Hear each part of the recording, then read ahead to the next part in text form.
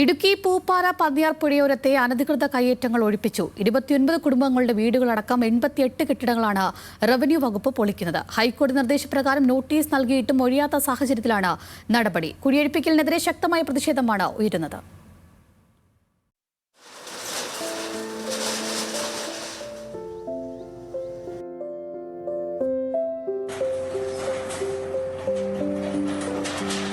രാവിലെ 5 മണിയോടെ തന്നെ വൻ പോലീസ് സന്നാഹത്തോടെ റവന്യൂ ഉദ്യോഗസ്ഥർ സ്ഥലത്തെത്തി ഒഴിപ്പിക്കൽ നടപടികൾ ആരംഭിച്ചു.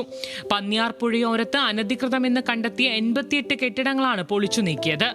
സുരക്ഷാ മുൻകരുതലിന്റെ ഭാഗമായി പൂപ്പാറ പഞ്ചായത്തിൽ നിരോധാജ്ഞ പ്രഖ്യാപിച്ചിരുന്നു.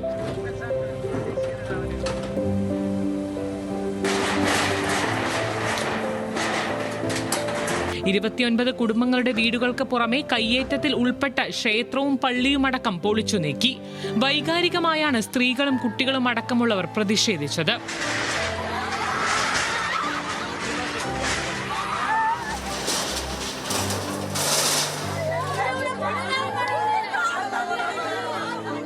ദുരന്ത നിവാരണത്തിന്റെ ഭാഗമായാണ് ഒഴിപ്പിക്കലെന്നും കുടിയിറക്കപ്പെട്ടവരിൽ പുനരധിവസിപ്പിക്കേണ്ട 12 കുടുംബങ്ങൾക്ക് സൗകര്യം ഒരുക്കുമെന്നും ജില്ലാ കളക്ടർ പറഞ്ഞു. 56 പേരുടേതായിട്ടുള്ള 88 കെട്ടിടങ്ങൾ മുഴുവൻ കെട്ടിടങ്ങളും പൊളിച്ചു മാറ്റും. അതിൽ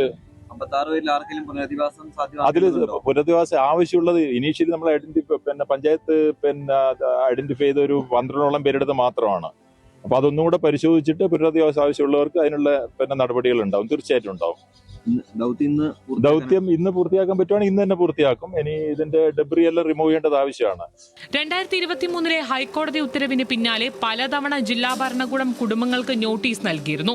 മുന്നറിയിപ്പ് നൽകിയിട്ടും ഒഴിയാത്ത കെട്ടിടങ്ങളാണ് പൊളിച്ചു നീക്കിയതെന്നാണ് ജില്ലാ ഭരണകൂടത്തിന്റെ വിശദീകരണം. ന്യൂസ് മലയാളം, ഇടുക്കി.